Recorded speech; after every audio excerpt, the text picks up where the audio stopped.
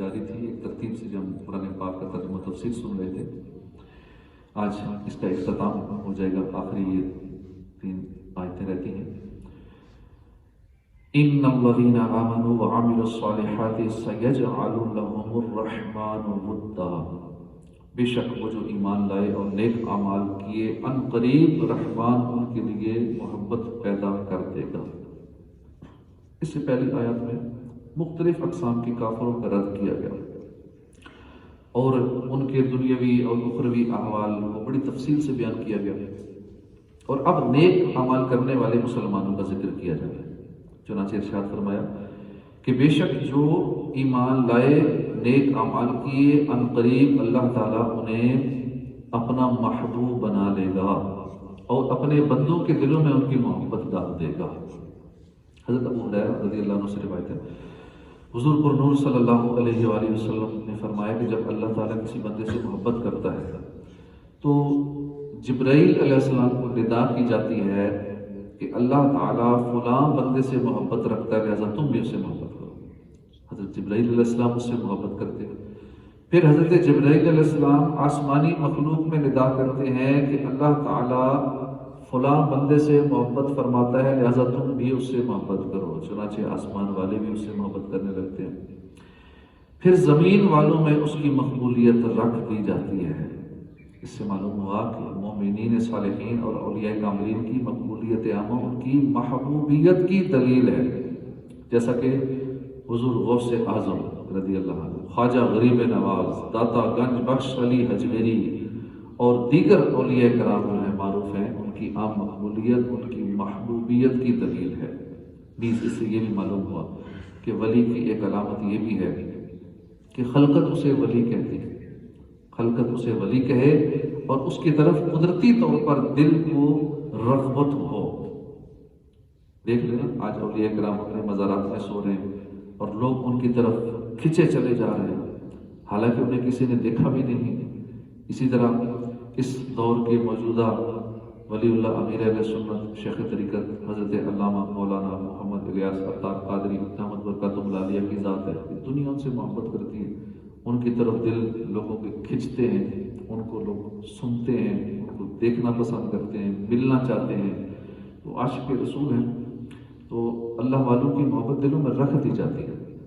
فَإِنَّمَا يَسَّرْنَاهُ بِلِسَانِكَ لِتُبَشِّرَ بِهِ الْمُتَّقِينَ وَتُنذِرَ بِهِ قَوْمًا لُدًّا وَكَمْ أَهْلَكْنَا قَبْلَهُم مِّن قَرْنٍ هَلْ تُحِسُّ مِنْهُمْ أَحَدٍ أَوْ تَسْمَعُ لَهُمْ رِكْزًا، اور ہم نے یہ قرآن تمہاری زبان میں ہی آسان فرما دیا تاکہ تم اس کے ذریعے متقیوں کو خوشخبری دو اور جھگڑالو لوگوں کو اس کے ذریعے ڈر سنو۔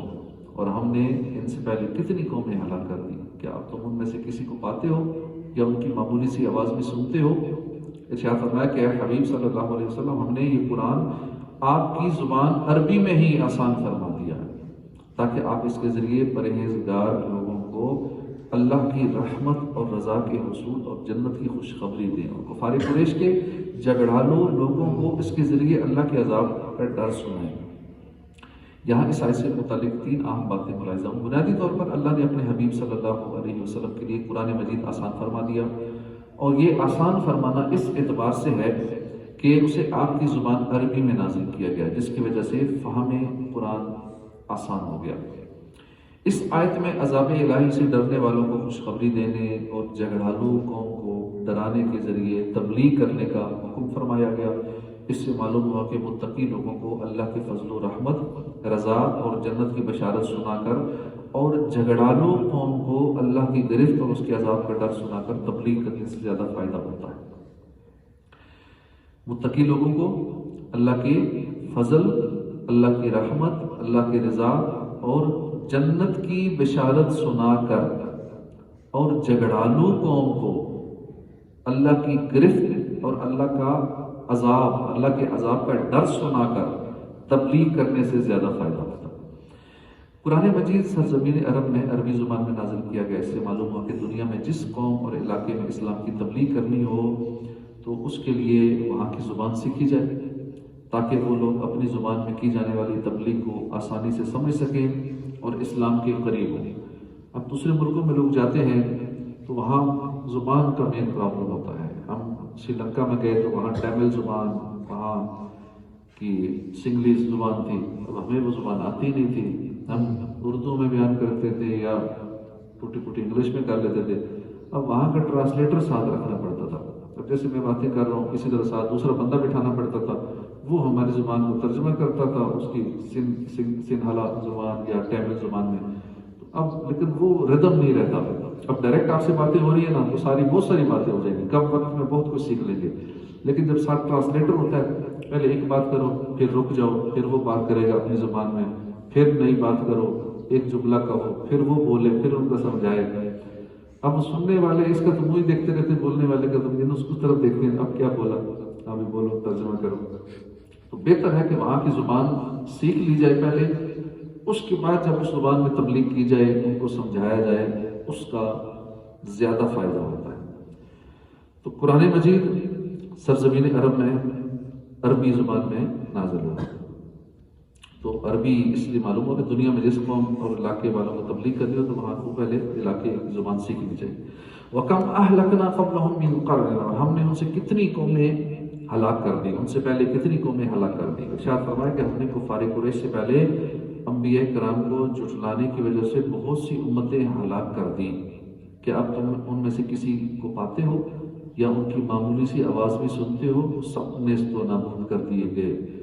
اسی طرح یہ لوگ اگر وہی طریقہ اختیار کریں گے تو ان کا بھی وہی انجام ہوگا، صفائی ہستی سے مٹا دیا جائے گا، نام و نشان تک نہیں رہے گا.